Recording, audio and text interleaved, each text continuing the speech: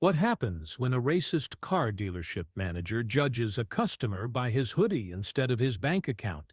This is the story of Marcus Williams, a 42-year-old tech entrepreneur who walked into the luxury dealership he had secretly purchased just days before. What the manager didn't know was that the broke young man she was about to humiliate was worth $50 million and had just bought her entire workplace. In the next 30 minutes, her assumptions about who belonged in a luxury showroom would cost her everything she thought she knew about success, respect, and the price of prejudice. The Arizona sun beat down mercilessly as Marcus Williams pulled his modest Honda Accord into the parking lot of Elite Motors Scottsdale. The dealership's glass facade reflected rows of vehicles that most people could only dream of owning: Ferraris, Lamborghinis, Bentleys. But Marcus wasn't here to dream. He was here to see exactly what kind of business he had just purchased. 3 days earlier, Marcus had closed on the biggest acquisition of his career. Elite Motors Scottsdale had been family-owned for 30 years until financial troubles forced a sale. Instead of announcing his ownership immediately, Marcus decided to do something different. He wanted to see how his new employees treated customers when they thought nobody important was watching. So, on this sweltering Tuesday afternoon, Marcus stepped out of his Honda wearing a gray hoodie, faded jeans, and sneakers. To anyone watching, he looked like someone shopping for a used car at a budget lot, not browsing vehicles that cost more than most people's houses. And that was exactly the point. The air conditioning hit him like relief as he pushed through the glass doors. The showroom was immaculate, polished floors reflecting overhead lights, gleaming vehicles at perfect angles, the scent of leather and expensive cologne. It was designed to make people feel either very wealthy or very intimidated. Marcus scanned the room as his eyes adjusted. Employees were scattered throughout, some at desks, others near vehicles, a few around a coffee station. Conversation was light, casual workplace chatter, suggesting a slow day. But as Marcus walked deeper into the showroom, he noticed something shift. Conversations paused. Eyes followed him. The change was subtle, but unmistakable. Then she appeared. Victoria Hartwell was exactly what casting would order for a luxury car dealership manager. Mid-40s, blonde hair in a tight bun, wearing a black blazer that probably cost more than Marcus's entire outfit. Her heels clicked against the polished floor with the rhythm of someone who owned every room she entered.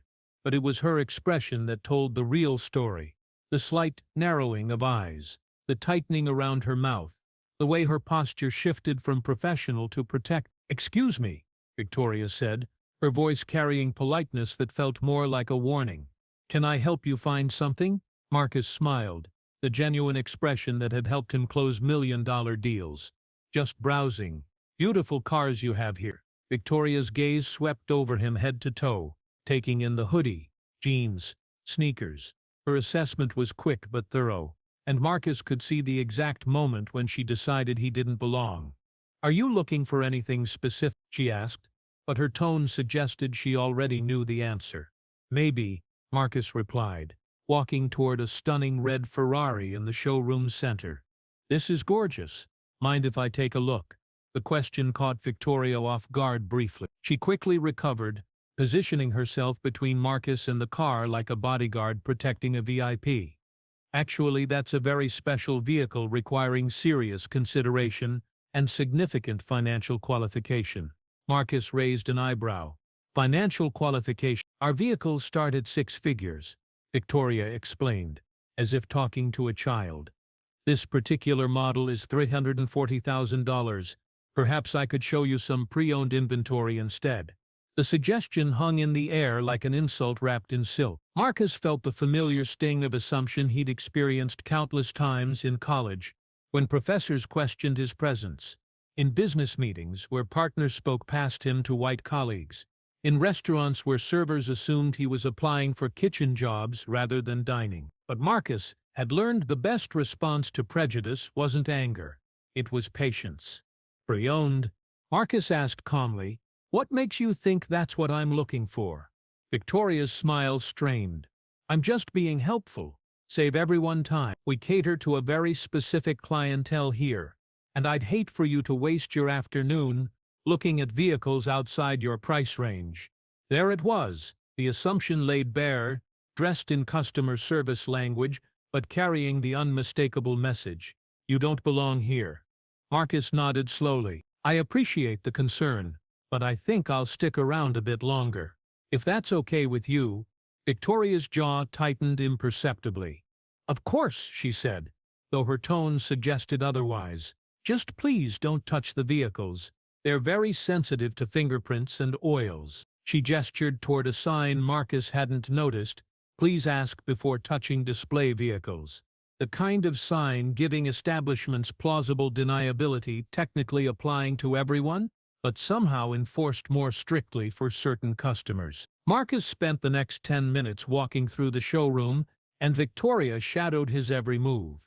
When he paused to admire a Lamborghini, she appeared with a reminder about the no-touching policy. When he bent to examine Bentley leather stitching, she cleared her throat and pointed to the sign again. When he asked about Porsche engine specifications, she gave him a look suggesting he wouldn't understand anyway.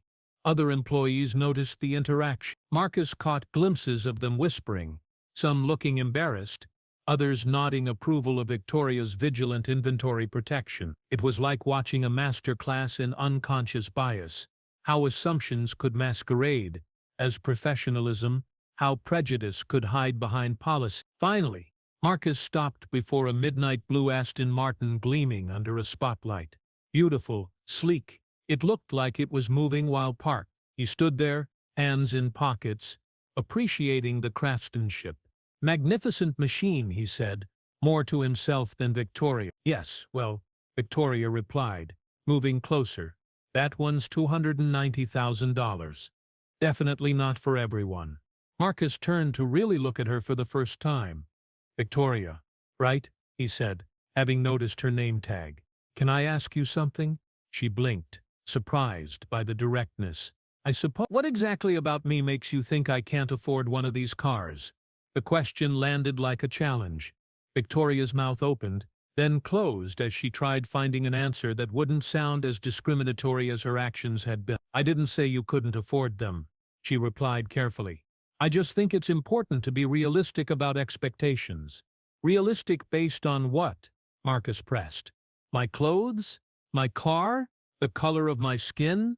That's ridiculous, Victoria said, but her voice lacked conviction. This has nothing to do with anything like that. This is about financial responsibility and making sure customers have appropriate expectations. Marcus nodded slowly. I see. Well, I appreciate your honesty and concern for my financial well-being, but I think there might be something you should know. He reached into his pocket and pulled out his phone, scrolling through contacts until he found the number. Victoria watched, confused, as he placed the call. Hi, Jennifer, Marcus said, his voice taking on a completely different tone, confident, authoritative, unmistakably businesslike. Yes, it's Marcus Williams. I'm at the dealership now. No, everything's fine. Just a small communication issue. Could you send Alex over? I think it's time for some introductions. He ended the call and slipped the phone back, then smiled at Victoria's bewildered expression. Help is on the way. Victoria stared at him, mind clearly racing. Who? Who did you just call? Someone who can clear up this little misunderstanding, Marcus replied, leaning casually against the Aston Martin Victoria had been so protective of moments before. The 10 minutes that followed were the longest of Victoria's professional life. Marcus continued his showroom tour, no longer shadowed by an anxious manager but walking freely, examining vehicles with the unhurried confidence of someone who belonged. Victoria stood frozen near the Ferrari, mind cycling through possibilities. Who was this man? What kind of help was coming? And why did she suddenly feel like she'd made a terrible mistake? The answer came as Alex Rodriguez, the dealership's general manager, burst through the front doors with emergency urgency. Alex was in his early 50s, impeccably dressed, with polished demeanor from years of high-end sales. But today, his usual composure was replaced by visible anxiety, as his eyes swept the showroom, searching. When Alex spotted Marcus examining a white McLaren, his face broke into relief and apology. Mr. Williams, he called out, striding across the showroom with extended hand. "I'm so sorry for the delay. I came as soon as Jennifer called." The sound of Alex addressing Marcus with obvious deference sent a shockwave through the showroom. Conversation stopped. Employees turned to stare, and Victoria felt blood drain from her face as puzzle pieces began falling into place. Marcus shook Alex's hand with easy familiarity. "No problem at all, Alex. I've been having a very educational conversation with Victoria here." Alex's eyes flicked to Victoria, then back to Marcus, anxiety deepening in his expression. "I hope everything has been satisfactory." "Oh, very educational," Marcus repeated, his tone neutral but somehow carrying weight. "Victoria's been very helpful in showing me how the dealership operates when no one knows I'm here." Alex turned to Victoria, and she could see the exact moment when understanding hit him. His face went pale, then flushed, then pale again. "Victoria," he said, voice carefully controlled, "I'd like you to meet Marcus Williams. He's the new owner of Elite Motors Scottsdale." The words hit the showroom like a bomb. Every conversation stopped. Every employee turned to stare, and Victoria felt the world tilt on its axis as she realized the magnitude of what had just happened. She had spent the last 30 minutes treating her new boss, a multi-millionaire entrepreneur who had just purchased the dealership, like a potential shoplifter based solely on his appearance. She had questioned his financial qualifications, shadowed him like a security guard, and repeatedly suggested he belonged somewhere else, all because he was a black man in a hoodie who didn't fit her preconception of what wealth looked like. "Miss Williams," Victoria stammered, voice barely above a whisper. I had no idea." Marcus looked at her with an expression neither angry nor vindictive, just sad. "No," he said quietly, "you didn't, but that's exactly the problem, isn't it?" The silence that followed was deafening. 20 employees stood frozen in embarrassment and shock, while their new owner, the man Victoria had tried to eject from his own business, stood calmly among the cars he now owned, waiting to see what would happen next. "I think," Marcus said finally, his voice carrying easily through the silent showroom, "it's time we all had a conversation about how business is really conducted here." Marcus stood in the dealership's conference room, designed to impress with floor-to-ceiling windows overlooking Scottsdale Mountains and a polished mahogany table seating 20. But today, the room's elegance couldn't mask the tension filling every corner. The entire Elite Motors staff had been called for an emergency meeting, and they sat with nervous energy usually reserved for downsizing announcements. Victoria sat near the back, her usual confidence replaced by trembling she couldn't hide. Her clipboard, the same one she'd clutched like a shield during her interaction with Marcus, now lay forgotten on the table. Other employees shot curious glances her direction, aware something significant had happened, but not understanding the full scope. Alex Rodriguez sat to Marcus's right, his role as general manager suddenly feeling precarious. He'd been with the dealership 8 years, built relationships with high-end clients, helped navigate financial troubles leading to the sale. But none of that mattered now. What mattered was that his manager had humiliated their new owner, and Alex hadn't been there to prevent it. Marcus waited until everyone was seated before speaking, his presence commanding the room without effort. He'd changed from the hoodie into a crisp white shirt and dark slacks, but kept the same sneakers, a subtle reminder of how he'd been treated hours before. "Thank you all for staying late," Marcus began, voice calm but carrying authority. "I know this is unusual, but after what happened today, I think we need an immediate conversation about this dealership's culture." He paused, letting his eyes move around the table, making brief contact with each employee. Some met his gaze directly, others looked down. Victoria stared fixedly at a table spot, as if she could make herself invisible through sheer will. "For those who don't know me, I'm Marcus Williams, the new owner of Elite Motors Scottsdale. I purchased this dealership 3 days ago, but decided not to announce my ownership immediately. Instead, I wanted to see how this business operates when no one knows the boss is watching." A few employees shifted uncomfortably. The undercover boss concept wasn't new, but living through one was clearly unsettling. What I experienced today was deeply disappointing, Marcus continued. I was profiled, questioned, and made to feel unwelcome in a business I now own. I was judged not by my interest in purchasing a vehicle, not by questions about specifications or financing, but by my appearance, by the color of my skin. The words hit the room like a physical blow. Several employees looked genuinely shocked, others appeared embarrassed, and a few, including Victoria, seemed to shrink into their chairs. Now I want to be clear about something, Marcus said, his tone becoming more intensive. This isn't about any one person. This is about a culture that allows assumptions to override professionalism. This is about an environment where employees feel comfortable making judgments about customers based on stereotypes rather than treating everyone with equal respect. He walked around the table slowly, movement deliberate and measured. I built my company, a software firm employing over 200 people, by understanding that talent, intelligence, and buying power don't have a uniform. They don't come in a specific package. Some of my biggest clients dress like they're heading to the beach. Some of my most innovative employees look like they just rolled out of bed. Some of the wealthiest people I know drive 10-year-old cars because they'd rather invest their money than impress strangers. Marcus stopped behind Victoria's chair. She didn't turn around, but her shoulders tensed. "Victoria," he said, voice gentle but firm, "I want to give you the opportunity to address what happened today." The room held its breath. Victoria slowly turned in her chair to face Marcus, eyes red-rimmed and voice shaky when she finally spoke. "Mr. Williams, I made assumptions that were completely wrong. I judged you based on how you were dressed and other factors that had nothing to do with your qualifications as a customer. I'm deeply sorry." Marcus nodded. "I appreciate your honesty. But I want you to think about something. If I hadn't turned out to be the owner, would you be apologized, or would you still believe that your treatment of me was appropriate customer service?" Victoria's mouth opened, then closed. The question hung in the air, unanswered and powerful. "That's what I thought," Marcus said softly.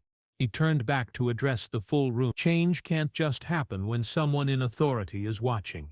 It has to be genuine. It has to come from understanding that every person who walks through those doors deserves respect, regardless of what they look like or how they're dressed." One of the younger salespeople, a man in his 20s named Jason, raised his hand tentatively. "Mr. Williams, I think most of us try to treat customers fairly, but sometimes, well, sometimes it's hard to know who's serious about buying and who's just looking." Marcus smiled, something almost relieved in his expression. "Thank you for asking that question, Jason. It's exactly the kind of honest conversation we need to have." He leaned against the conference table, posture becoming more relaxed. "Here's the thing. It doesn't matter who's serious about buying today. What matters is how we treat people, because the college student, who's just dreaming about cars, might become a successful entrepreneur in 10 years. The retiree in casual clothes might be shopping for their grandchild. The young professional who looks like they can't afford a luxury car might be about to sign a contract that changes their life." He stood up again, energy shifting. "But even beyond the business case, we treat people well because it's the right thing to do. Because everyone deserves dignity. Because the moment we start deciding who deserves our respect based on their appearance, we've already lost our way." The room was silent, but it was different silence now. Where before there had been fear and embarrassment, now there was contemplation. Marcus could see employees processing his words, thinking about their own behaviors, their own assumptions. "So here's what's going to change," Marcus announced, his voice taking on the tone of a CEO laying out new strategy. "First, we're implementing comprehensive bias training for every employee. Not just a workshop or video, but ongoing education about unconscious bias and its impact on business." He began pacing again, movements more energetic now. "Second, we're changing our approach to customer service entirely. Every person who walks through those doors gets the same level of attention and respect, period. No profiling, no pre-qualifying based on appearance, no shortcuts that allow prejudice to masquerade as efficiency." Victoria looked up for the first time since the meeting began. What about employees who've already made mistakes? Marcus met her gaze directly. Everyone gets a chance to grow and change, Victoria. But actions have consequences, and trust has to be rebuilt through behavior, not just words. Alex finally spoke up. What can we do to support these changes? I want to make sure we get this right. I'm glad you asked, Marcus replied. We're going to restructure how we measure success here. Yes, sales numbers matter, but so does customer satisfaction across all demographics. So does creating an inclusive environment. So does being a dealership that the community can be proud of. He looked around the room one more time. I didn't buy this dealership just to make money. I bought it because I believe in what it could become. A place where excellence isn't just about the cars we sell, but about how we treat people. Where success is measured not just in profits, but in the positive impact we have on our community. Marcus walked toward the door, then turned back to face the room. We start tomorrow.